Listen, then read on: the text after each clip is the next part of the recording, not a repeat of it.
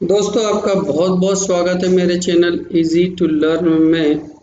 Friends once again एक नया video लेकर आ चुके हैं। आज हम एक नई सीरीज प्रारंभ कर रहे हैं क्लास 12 के स्टूडेंट के लिए। वो है इलेक्ट्रोस्टैटिक चार्ज, यानी देखो क्लास 12 में आपको इलेक्ट्रोडायनेमिक भी है, इलेक्ट्रोस्टैटिक भी है। तो हम अभी इलेक्ट्रोस्टैटिक फोर्स के बारे में बात करेंगे। तो इसमें करीब काफ़ी टॉपिक्स हैं जो कवर करने हैं, जो खासकर नीट जेईई में क्लास 12 में तो आता ही आता है। तो चलिए आज हम ये किसका मैटर का आंतरिक गुण, जिसको हम लोग क्या बोलते हैं, एक इंटरेस्टिंग प्रॉपर्टी है, ठीक है ना। मतलब जैसे देखो अब मास है, अब मास एक इंटरेस्टिंग प्रॉपर्टी है मान लो, तो अब आप इस पर थोड़ी रिसर्च कर सकते हो कि मास किससे बना है। मास से कोई चीजें बन सकती है लेकिन मास किसी से नहीं बन सकता। वैसे ही चार्ज जो है एक इंटरेस्टिंग प्रॉपर्टी है, तो चार्ज से कुछ और चीजें बन सकती है लेकिन चार्ज किससे बनता है हम इसको और ज्यादा क्लासीफाई नहीं कर सकते। तो ये इंटरेस्टिंग प्रॉपर्टी कहलाती है, ठीक है। तो पहला तो ये मैंने आपको बताया कि इंटरेस्टिंग प्रॉपर्टीज है। जो चार्ज होते हैं वो दो टाइप के होते हैं। इसको हम लोग एक पॉजिटिव चार्ज मानते हैं और एक नेगेटिव चार्ज मानते हैं, ठीक है, नेगेटिव चार्ज। अब किसमें कौन सा पॉजिटिव चार्ज होता है, नेगेटिव चार्ज होता है, ये आपकी डिपेंड करता है मैटर टू मैटर पर, है ना। ये मैटर की प्रॉपर्टी है कि वो पॉजिटिवली चार्ज मैटर है या नेगेटिवली चार्ज मैटर है, ठीक है। हालांकि किसी भी मैटर को पॉजिटिव भी बनाया जा सकता है, नेगेटिव भी बनाया जा सकता है और उसे चार्ज लेस भी बनाया जा सकता है, ठीक है। पहला, चार्ज को जनरली हम लोग किससे रिप्रेजेंट करते हैं, ये थोड़ा सा समझ लें। रिप्रेजेंटेशन जो है हम लोग इसको करते हैं क्यू से, ठीक है।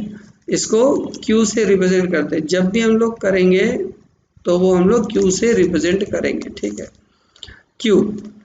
और क्यू से और कोई मतलब नहीं है इसका, चाहे स्मॉलर क्यू हो चाहे कैपिटल क्यू हो। एंड नेक्स्ट थिंग कि इसका जो यूनिट होती है ना, जो इसकी यूनिट होती है वो होती है कूलाम। ये होती है इसकी कूलाम, इसकी यूनिट होती है, ठीक है, जिसको जनरली हम लोग सी से रिप्रेजेंट करते हैं, ठीक है। अब एक और ये है कि जैसे मान लो दो पॉजिटिव चार्ज, यानी दो पॉजिटिवली चार्ज यदि मैटर सामने सामने आ जाए तो ये दोनों एक दूसरे को क्या करते हैं, रिपेल करते हैं, ठीक है। यानी जो सेम चार्ज है वो एक दूसरे को रिपेल करते हैं। सेम नेगेटिव चार्ज भी एक दूसरे को क्या करते हैं, रिपेल करते हैं, ठीक है। लेकिन अपोजिट चार्ज जो है वो एक दूसरे को अट्रैक्ट करते हैं, वो हमेशा एक दूसरे को अट्रैक्ट करेंगे। बहुत सिंपल है। एक चार्ज जो है एक वेक्टर क्वांटिटी नहीं है, जबकि ये एक स्केलर क्वांटिटी है ना, स्केलर क्वांटिटी है। स्केलर क्वांटिटी का मतलब होता है ये एक अदिश राशि है, ये एक अदिश राशि है, ठीक है। इट हैज नो डायरेक्शन, मतलब इसमें कोई डायरेक्शन नहीं होती। इट हैज नो डायरेक्शन, इसका डायरेक्शन से कोई लेना देना नहीं होता, ठीक है।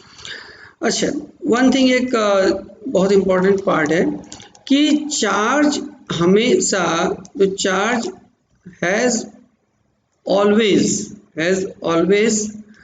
Having mass, always having mass, मतलब हमेशा जो चार्ज के पास अपना मास होता है। ये याद कर लेना, चार्ज, मैंने ये बोला जो इसको मैं रिपीट कर दूं, चार्ज ऑलवेज कैरी मास, ये हमेशा मास को लेकर ही चलता है। चार्ज जब भी किसी बॉडी पर जाता है तो मास को लेकर जाता है, या वहां से निकलता है तो उसका मास कुछ घट जाता है, ठीक है। लेकिन इसका उल्टा सही नहीं है, मास के पास चार्ज हो कोई जरूरी नहीं। ये बात समझ लो कि न्यूट्रल चार्ज मास भी हो सकता है लेकिन चार्ज विदाउट मास नहीं होता, ठीक है। मतलब यदि चार्ज है तो मास है, इसका उल्टा सही नहीं है। मास है और चार्ज हो वो जरूरी नहीं, वो नॉन चार्ज यानी न्यूट्रल चार्ज भी हो सकता है, न्यूट्रल मास भी हो सकता है। मतलब एक मेन डिफरेंस आप समझ लें यहाँ पर, यदि हम लोग चार्ज और यदि हम मास में हम लोग बोले तो इट ऑलवेज हैव, यानी इट हैज मास, ठीक है। और यहाँ पर हम लोग मास में नहीं बोल सकते, इट मे और it may not, it may और मे नॉट, यानी इसके पास चार्ज हो भी सकता है और नहीं भी हो सकता, इट मे और मे नॉट चार्ज। अच्छा, और एक दूसरी बात, हम लोग जब इलेक्ट्रोस्टैटिक बात कर रहे हैं ना, इलेक्ट्रोस्टैटिक, और ध्यान देना कि जब हम इलेक्ट्रोस्टैटिक कर रहे हैं मतलब हम चार्ज एट रेस्ट की बात कर रहे हैं, चार्ज एट रेस्ट, है ना। तो जो आपका चार्ज है ये आपका हमेशा दो टाइप का होता है, यानी प्लस वाला होता है, माइनस वाला होता है, और प्लस वाले में रिपेलिंग होती है, माइनस वाले में अट्रैक्शन होता है। लेकिन मास के पास ऐसा कुछ नहीं होता, नो टाइप्स, ठीक है, इसमें कोई प्लस माइनस टाइप नहीं होता। अच्छा, जो चार्ज है वो कभी भी स्पीड के साथ नहीं बदलता, तो it does not change with speed, ये स्पीड के साथ नहीं बदलता।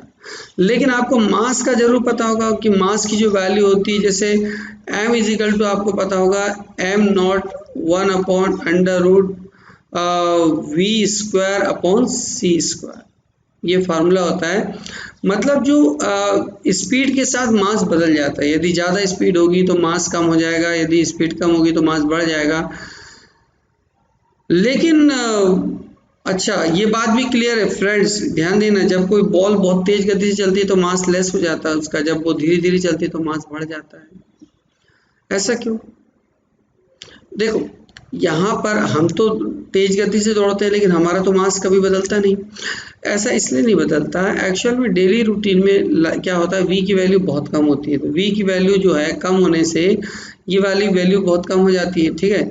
यानी v अपॉन जो c है लगभग लगभग क्या हो जाता है, जीरो हो जाता है। और यदि जीरो हो गया, c की वैल्यू तो देखो बहुत ज़्यादा है, v की वैल्यू कम हो जाएगी, तो ये बहुत क्या हो जाएगा, जीरो हो जाएगा, तो 1 माइनस जीरो क्या हो जाएगा, लगभग 1 हो जाएगा, तो m और m नॉट बराबर हो जाते हैं। लेकिन जब हम छोटे पार्टिकल की बात करते हैं, जैसे इलेक्ट्रॉन, प्रोटॉन, न्यूट्रॉन्स, इनकी बात करते हैं, तो ये वैल्यू v की वैल्यू हाई होती है, जिससे 1 में से बहुत कमी आ जाती है, मतलब जो m और m नॉट जो है वो इक्वल नहीं रहता, बढ़ जाता है, उसका चेंज हो जाता है, ठीक है। चलिए फ्रेंड्स, अब हम देखते हैं कि एक मास के बारे में, कंजर्वेशन ऑफ मास क्या, मतलब कंजर्वेशन ऑफ चार्ज क्या होता है। कंजर्वेशन ऑफ चार्ज, तो कंजर्वेशन ऑफ चार्ज यानी आवेश का संरक्षण, है ना। तो कंजर्वेशन ऑफ मास का मतलब एक्चुअल में ये होता है फ्रेंड्स, देखो क्या रहता है जब भी, तो कंजर्वेशन ऑफ चार्जेस क्या होता है फ्रेंड्स, देखो एक्चुअल में यानी चार्ज को ना तो हम neither be created nor be destroyed, ये बात याद समझ लो, यानी charge neither be created and nor be destroyed, यानी ना तो हम इसे बना सकते ना तो हम इसे नष्ट कर सकते, ओनली चेंज और ट्रांसफर, है ना। तो हम इसे क्या कर सकते हैं, केवल ट्रांसफर कर सकते हैं।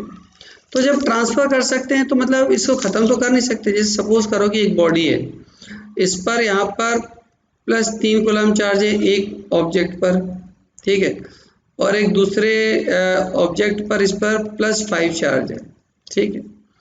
अब यदि हमने मान लेते कि दोनों को हमने कोलाइड कर दी, अच्छी तरह से कोलाइड किए, तो इसका ये मतलब थोड़ी कि यहाँ पर जब कोलाइड हो गया तो चार्ज ट्रांसफर होगा। तो यदि मान लो इस पर आ जाता है, मान लो कि 2 कूलम चार्ज आ जाता है, तो क्या होगा, अब इस पर कितना कूलम चार्ज होगा, इस पर एक्चुअल में क्या होगा, अब 6 कूलम चार्ज हो जाएगा, क्योंकि टोटल तो है इसके पास 8 कूलम है, तो 8 ही कूलम रहना है, क्योंकि चार्ज हमेशा कंजर्व होता है, ठीक है। ये प्रॉब्लम बहुत सिंपल थी, चार्ज हमेशा कंजर्व होता है। जैसे मान लो आपको मैंने यहाँ पर बोला है एक ऑब्जेक्ट ए है, इसके ऊपर 10 कूलम चार्ज है, एक दूसरा ऑब्जेक्ट बी है और इस पर मान लो कि 12 कूलम चार्ज है, ठीक है।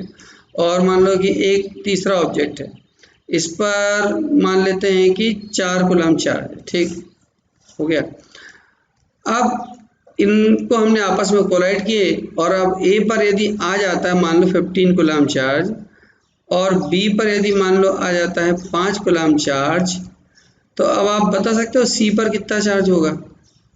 तो सी पर कितना होगा, देखो यहाँ पर 12 और 10 22 और 4 26, तो 26 कूलम चार्ज था तो 26 तो रहनी चाहिए। मतलब है कि यहाँ पर सी पे कितना होगा, 6 कूलम चार्ज होगा, क्योंकि चार्ज हमेशा कंजर्व होता है, ठीक है। चलिए अब चार्ज के बारे में एक सबसे इम्पोर्टेंट जो पार्ट है वो है क्वांटाइजेशन। जो है क्वांटाइजेशन ऑफ चार्ज का क्या मतलब है, देखो क्वांटाइजेशन ऑफ चार्ज एक्चुअल में क्या रहता है कि मतलब जो चार्ज है वो हमेशा एक फिक्स अमाउंट में ही होता है। मतलब हम ये लिख सकते हैं कि ये जो है हमेशा available in always fixed amount, ये हमेशा फिक्स्ड अमाउंट में ही उपलब्ध होता है। इसकी एक मिनिमम फिक्स वैल्यू है, कितनी होती है वो मैं आपको बताता हूँ, लिख कर ही बता देता हूँ, ठीक है।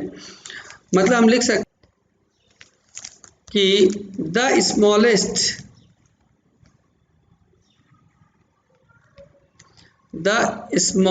Charge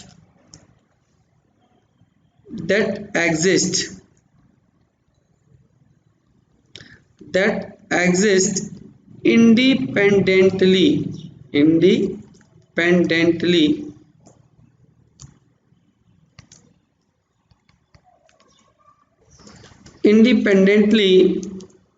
is always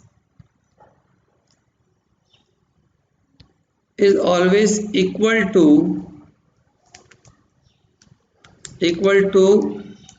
charge of 1 electron.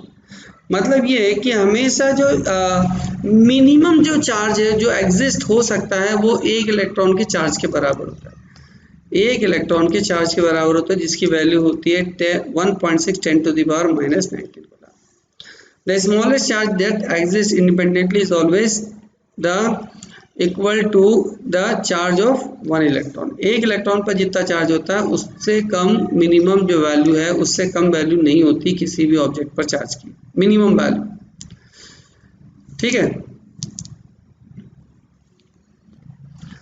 इस चार्ज को हम लोग फ्रेंड्स फंडामेंटल चार्ज कहते हैं। क्या? फंडामेंटल चार्ज भी कहते हैं। अच्छा, कई बार ये लिखा रहता है the charge on any object, किसी भी जो ऑब्जेक्ट पर जो चार्ज है is in the integral multiple of charge of 1 electron,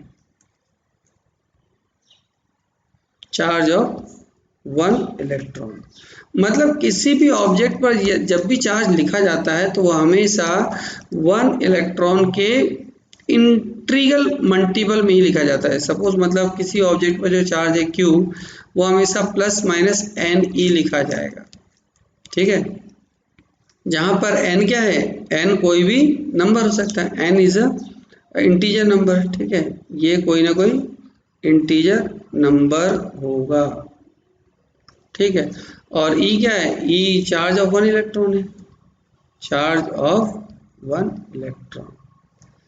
ठीक है, जिसकी वैल्यू कितनी आती है 1.6 × 10⁻⁻⁹ कूलम, ठीक।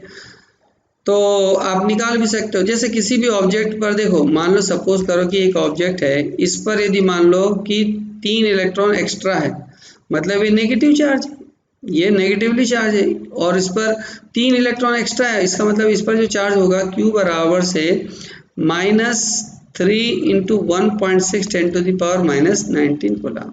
ठीक है, यहाँ पर है, मान लो कि ऑब्जेक्ट इससे इस पर जो है 5 इलेक्ट्रॉन जा चुके बाहर, तो ये पॉजिटिवली चार्ज है। ठीक है, और पॉजिटिवली चार्ज है, उसकी वैल्यू कितनी होगी, Q बराबर से यानी यहाँ पर 5 इंटू 1.6 10⁻⁻19 कूलम। ठीक है, ये ऐसे हम निकाल सकते हैं। अच्छा, किसी भी ऑब्जेक्ट पर चार्ज क्या है, कभी भी फ्रैक्शनल नंबर पे नहीं हो सकता। मतलब charge can not exist in the fractional of charge of 1 electron। मतलब एक इलेक्ट्रॉन पर जितने चार्ज है उसका फ्रैक्शनल नंबर पे कभी भी किसी भी ऑब्जेक्ट पर चार्ज नहीं हो सकता। जैसे सपोज करो यहाँ पर अपन ये लिख सकते हैं कि E/2 या E/5 या 3E/2, ये पॉसिबल नहीं है, इसका फ्रैक्शनल पॉसिबल नहीं है। हमेशा इंटीजर नंबर ही होना चाहिए, यानी कंप्लीट नंबर ही होना चाहिए। ठीक है, यदि जाएगा तो कंप्लीट नंबर जाएगा, नहीं जाएगा तो कंप्लीट नंबर नहीं जाएगा। सपोज करो एक न्यूमेरिकल आपको मैं बता रहा हूँ, वो लिखो, कैन बी अ चार्ज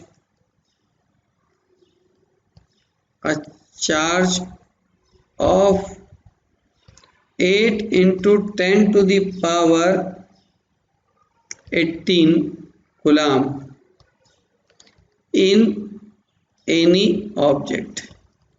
क्या किसी ऑब्जेक्ट पर इतना चार्ज हो सकता है, एग्जिस्ट कर सकता है? चलिए करके देखते हैं। तो Q बराबर से क्या है आपका N ही है ना, प्लस माइनस। तो आपको पता है कि यहाँ पर अपने को सबसे पहले देखना है कि N जो है वो निकलता है कि नहीं, कितना इसका पर चार्ज है, 8 इंटू 10⁻18, और एक इलेक्ट्रॉन पर चार्ज कितना होता है, 1.6 10⁻⁻19। ठीक है, तो क्या होगा यहाँ पर हम ये जो है ये इसका डेसिमल हटाएंगे 16 का, तो इन्हें 1.6 का तो ये 80 हो जाएगा, और 60 इंटू 5 कितना हो जाता है, 80 हो जाता है। ठीक है, और यहाँ से ये पावर क्या हो जाएगी, -18 सॉरी, तो ये ऊपर जाके प्लस में हो जाएगी, तो ये हो जाएगा 50 -18। तो इसका मतलब है कि ये हो सकता है, क्योंकि n जो आया वो कंप्लीट नंबर आया। फ्रैक्शनल नंबर आता मान लो 49.5 आता, तो चार्ज हमेशा जब भी होना चाहिए ना, तो पॉइंट चार्ज होना चाहिए, हमेशा पॉइंट चार्ज होना चाहिए, पॉइंट चार्ज ही होता है। ठीक है, point charge, not large charge. मतलब हम हमेशा कोई एक्सटेंड चार्ज की बात नहीं करते, हमेशा पॉइंट चार्ज की बात करते हैं। ठीक है, अच्छा पॉइंट क्या होता है, देखो मान लो यहाँ पर इतना बड़ा एक पॉइंट चार्ज है। अब ये जो है पॉइंट चार्ज, सपोज करो मैं बोल रहा हूँ कि इतने से एरिया में ये पॉइंट चार्ज हो सकता है क्या, और देखो यहाँ पर हम ये बोल सकते हैं कि ये एक दूसरा मैं बना रहा हूँ, और इस पर मैं बता रहा हूँ यहाँ पर ये पॉइंट चार्ज हो सकता है। अच्छा, चार्ज का ट्रांसफर कैसे होता है, देखो, तो वे टू कंडक्शन चार्ज। किसी भी ऑब्जेक्ट पर यदि चार्ज यदि जाता आता है तो वो मेनली 3 कारणों से जाता है। पहला विद कांटेक्ट,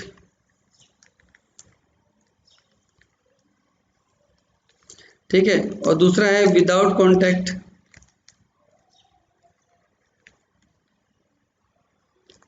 विदाउट कांटेक्ट, और जो थर्ड होता है वो होता है फ्रिक्शन। देखो मान लेते हैं कि एक ऑब्जेक्ट है, उसको दूसरे के संपर्क में लाया गया, इस पर यदि मान लो कि +5 चार्ज था, यानी 5 कूलम चार्ज था, और इस पर यदि मान लो 2 कूलम ही चार्ज है, तो क्या होगा, चार्ज हमेशा हायर वैल्यू से लोअर वैल्यू की तरफ जाता है। ठीक है, अच्छा बराबर भी हो सकता है, यदि मान लो कि दोनों का सेम साइज बराबर हो तो दोनों पे बराबर हो सकता है। मान लो यहाँ पर 3 होते, तो यहाँ पर कितना हो जाता है, 4 कूलम यहाँ हो जाता है, 4 कूलम यहाँ हो जाता है। बराबर भी हो सकता है, वो ऑब्जेक्ट के शेप साइज पर डिपेंड करता है। ठीक है, जो दूसरा है विदाउट कांटेक्ट वाला, मतलब समझ ले कि ये एक ऑब्जेक्ट है जो कि मान लो कि सपोज करो पॉजिटिव चार्ज है, ठीक है। अब हमने एक दूसरे उसके पास मिला है, एक नॉन चार्ज मटेरियल है। अब ये क्या है, हम इसको टच नहीं कर रहे, लेकिन इसकी वजह से क्या होगा, इसका एक सिरा नेगेटिव हो जाएगा, दूसरा सिरा क्या हो जाएगा, पॉजिटिव हो जाएगा, है ना। और यदि हम इसको मान लो कि अर्थ से कनेक्ट कर दें तो क्या होगा, ये जो फ्री चार्ज है वो कहाँ चला जाएगा, अर्थ में चला जाएगा, बाउंडेड चार्ज उसी में रह जाएगा। मतलब ये क्या होगा, एक्चुअल में नेगेटिव प्लेट बन गई। एक तीसरा है फ्रिक्शन। फ्रिक्शन का मतलब आप समझ ही गए, फ्रिक्शन का मतलब होता है रगड़ना। क्या होगा, जब आप जैसे घरों में उपयोग करते हैं ना, अपन कॉम को लगातार घिसते रहते हो, फिर टेबल पर किसी डस्ट पार्टिकल के ऊपर रखते हैं तो ये चिपक जाता है, तो क्योंकि आप रब करते हो तो क्या होता है, रब करने से क्या होता है, उसके कुछ इलेक्ट्रॉन बालों में चले जाते हैं। अब वो कचरे में भी इलेक्ट्रॉन होते हैं, वो कचरा जो है वो चिपक जाता है। ठीक है, इस तरह से हम पॉइंट चार्ज को। तो फ्रेंड्स, इस वीडियो को हम ज़्यादा बड़ा नहीं कर रहे, छोटा सा वीडियो है ये, हमने केवल इंट्रोडक्शन था स्टैटिक चार्ज का, जो कि चार्ज रेस्ट जो होता है उसको हम स्टैटिक चार्ज के। आने वाले वीडियो में हम मिलेंगे बाकी अगले गुलाम सलाह के साथ।